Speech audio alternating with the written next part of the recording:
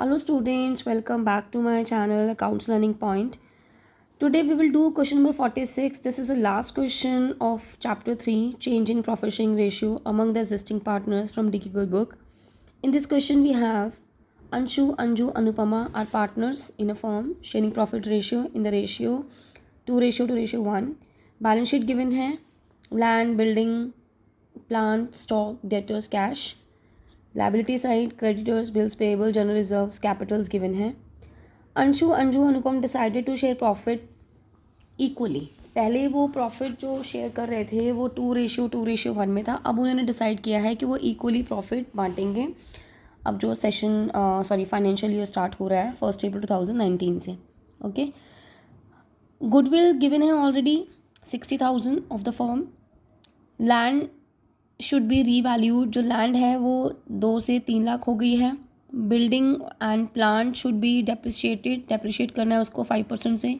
Stock की value है 2,25,000 जो कि बैलेंस शीट में है 2,10,000. Creditors amounting to ₹2,000 were not likely to be claimed and hence should be written off. ये 2,000 रुपये के जो क्रेडिटर्स हैं अब ये क्लेम मतलब इसको पे नहीं करना है, रिटर्न ऑफ करने हैं. Record the necessary journal entries to give the effect to the above agreement without opening revaluation account. इसमें revaluation account हमने ओपन नहीं करना है और इन सब जो एंट्रीज़ हैं जर्नल एंट्रीज़ प्रोवाइड करनी है इसके लिए जो ये एसेट्स एंड लायबिलिटीज़ रीवैल्यूड हो रही हैं. Prepare the account capital account of the partners और prepare the balance sheet after reconstitution. उसके बाद वाली बैलेंस शीट बनानी है.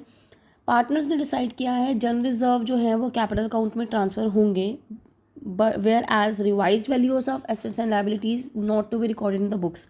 लेकिन रिवाइज वैल्यूज़ जो होंगी वो नहीं हमने इसमें रिकॉर्ड करनी है. यानी कि बैलेंस शीट में और कोई चेंजेस नहीं आने वाला बट जनरल रिजर्व ये ज़रूर बांटेंगे आपस में.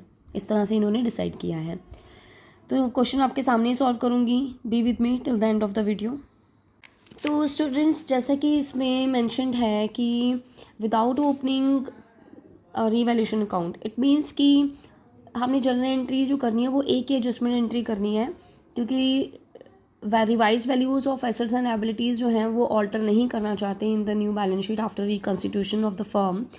तो इसमें हम rather than making revaluation account in the working note हम इसको इस तरह से भी कर सकते हैं वर्किंग नोट में कि जो इंक्रीज़ हो रहा है जो डिक्रीज़ हो रहा है. So when I mentioned in the previous video that we can make a revaluation account in the working note, it does only mean that we have to calculate profit or loss on revaluation. That's why. But इसको simply way में भी हम इसको solve कर सकते हैं कि working note में हम जैसे यहाँ पर अब हमें first बोला गया है कि increase in the value of land है. तो increase in the value of land जो कि कितना हुआ है 2 लाख से 3 लाख हो गया तो 1 लाख हो गया यानी कि ये प्लस की आइटम है. फिर है decrease in the value of building के ऊपर 5% का डेप्रिसिएशन लगाएंगे. 80,000 की बिल्डिंग है तो 4,000 का डेप्रिसिएशन लग जाएगा. ये माइनस की आइटम हो जाएगी. ऐसे ही डिक्रीज़ इन प्लांट क्योंकि इसमें भी बोला गया है कि डेप्रिसिएशन लगाना है तो 1,60,000 का हम लगाएंगे तो 8,000 इसकी डेप्रिसिएशन हो जाएगी. स्टॉक में इंक्रीज़ हुआ है. Increase in the value of stock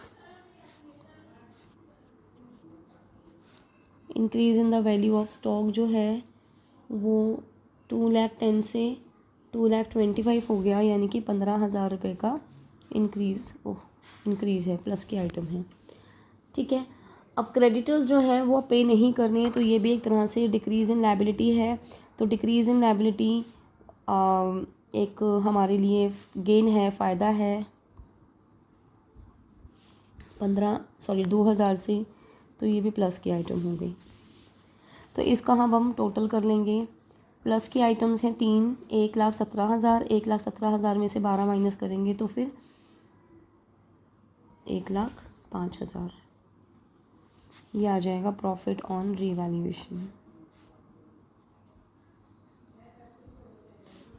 ठीक है. अब इसकी एक एडजस्टमेंट एंट्री हो जाएगी क्योंकि उन्होंने बोला है क्वेश्चन में जनरल रिजर्व तो बांटने हैं बट एसेट्स एंड लायबिलिटीज़ का रीवैल्यू नहीं करना है, रिकॉर्ड नहीं करना है बुक्स में। तो अब देख लेते हैं कि पार्टनर सेक्रीफाइस कर रहे हैं या गेन कर रहे हैं। ओल्ड रेशियो में से आप न्यू रेशियो माइनस करेंगे। ओल्ड है हमारा 2/5 माइनस न्यू है 1/3। अंशु, पहला पार्टनर अंशु है।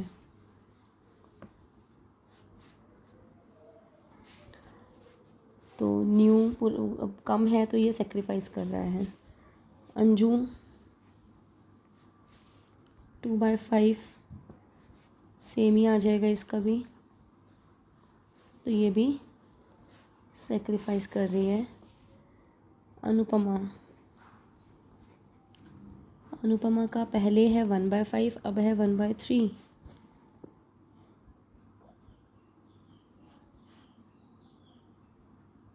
Gain, right. तो अब इसकी 1,05,000 की एक एडजस्टमेंट एंट्री हो जाएगी। गेनिंग पार्टनर अनुपमा है।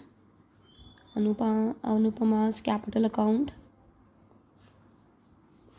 Debit to Anshu's capital account,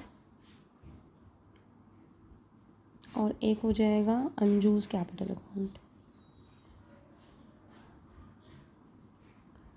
तो एक कैलकुलेशन कर लेते हैं। 1,05,000 का 2/15 है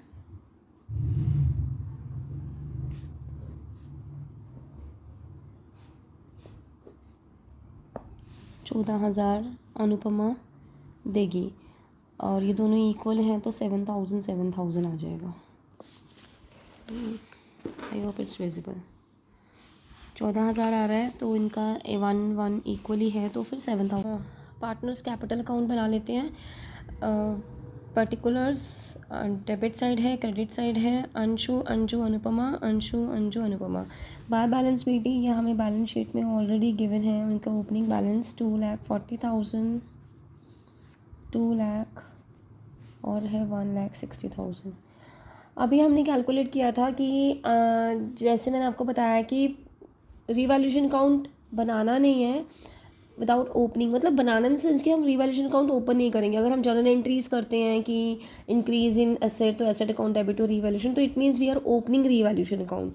तो हमने रिवैल्यूएशन अकाउंट प्रिपेयर नहीं किया है, हमने जस्ट इंक्रीज और डिक्रीज जो भी एसेट्स एंड लायबिलिटीज़ में इंक्रीज डिक्रीज होने के बाद हमने प्रॉफिट और लॉस निकाला। तो प्रॉफिट आया था हमारा रिवैल्यूएशन का, जो कि हमने सेक्रीफाइसिंग पार्टनर को मिलेगा उसमें। तो गेनिंग पार्टनर था अनुपमा, अनुपमा's कैपिटल अकाउंट, और अंशु को 7,000, अंजू को 7,000। Bye general reserves, general reserve हमारे पास 48,000 है जो ओल्ड रेशियो में डिस्ट्रीब्यूट होंगे। तो 2:1 है, तो 2/5 अगर हम 48,000 का करेंगे, 19,200 और 19,200 अंजू और 9,600 अनुपमा। अब गुडविल जो है वो भी अनुपमा एज यू नो कि वो गेनिंग पार्टनर है, तो अनुपमा's कैपिटल अकाउंट डेबिट हो रहा है, लेकिन अंशु और अंशु को मिलेगा। तो 60,000 जैसे कि गुडविल है, 2/15 से अनुपमा गेन कर रही है, तो 8,000 इस अनुपमा के कैपिटल अकाउंट में डेबिट होगा, और 1/15 यानी कि 4,000 इन दोनों को मिल जाएगा। अंशु को 4,000 और अंजू को 4,000, राइट। अब इसके बाद यहाँ आ जाएगा टू अंशु's कैपिटल अकाउंट,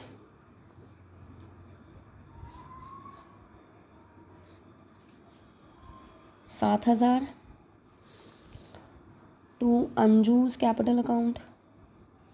7,000 ये वाला हो गया अंजू's कैपिटल अकाउंट में, 4,000 ये वाला। ऐसे ही same to Anshu's capital account जिसमें वो गुडविल का शेयर है जो आ जाएगा, कंपनसेट कर रही है जो, वो आ जाएगा यहाँ पर 4,000।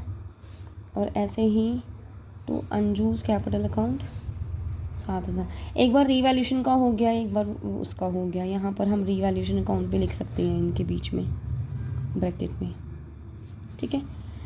अब हम इसका बैलेंस निकाल लेंगे, क्योंकि अब इसमें और कुछ नहीं है जो इनको मिलेगा या कुछ और लेस होने वाला। तो अब हम देख लेते हैं, इसका टोटल आ रहा है हमारे पास। तो स्टूडेंट्स इसका टोटल किया है तो ये हमारा आ रहा है 2,70,200। इसका आ रहा है 2,30,200 और इसका आ रहा है 1,69,600। अब यहीं पर बाकी सबका तो यहाँ डेबिट में नहीं है, दोनों का, अनुपमा का है। तो टू बैलेंस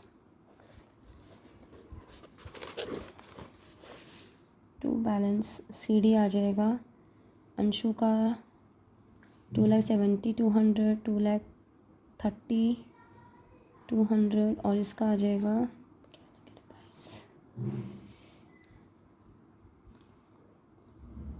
1,47,600। अब हम बनाएंगे बैलेंस शीट। अब क्योंकि बैलेंस शीट जो है वो इसमें थोड़ी मतलब आपको कुछ चीज़ें हैं जो ध्यान रखनी है, जिसके लिए मैं आपके सामने ही बैलेंस शीट बना रही हूँ, ठीक है। बैलेंस शीट जो है वो है एज़ ऑन 31 मार्च 2019।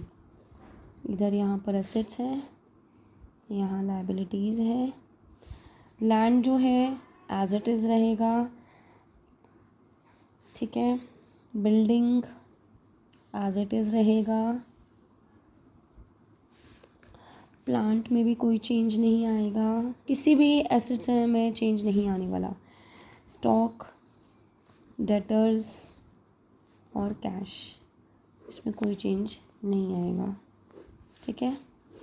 ये ऐसे ही रहेगा। स्टॉक है हमारा यहाँ पर 2,10,000, थोड़ा रफ सा लग रहा है, 50,000 और कैश है 20,000।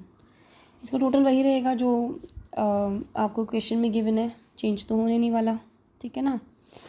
अब यहाँ पर हमारे पास अब आ जाएगा, यहाँ पे क्रेडिटर्स एज इट इज़ रहेगा 65,000। बिल्स पेबल जो है वो भी एज इट इज़ रहेगा 7,000, ठीक है। जनरल रिजर्व नहीं आएंगे क्योंकि they have distributed among them. और कैपिटल्स जो होंगी वो अब ये वाली आ जाएंगी, अंशु, अंजू और अनुपमा। 2,70,200, 2,30,200, 1,40,600। इसका प्लस करके आ जाएगा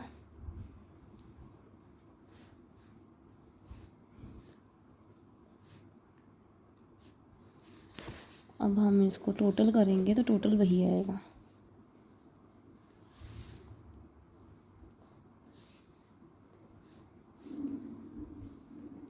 राइट।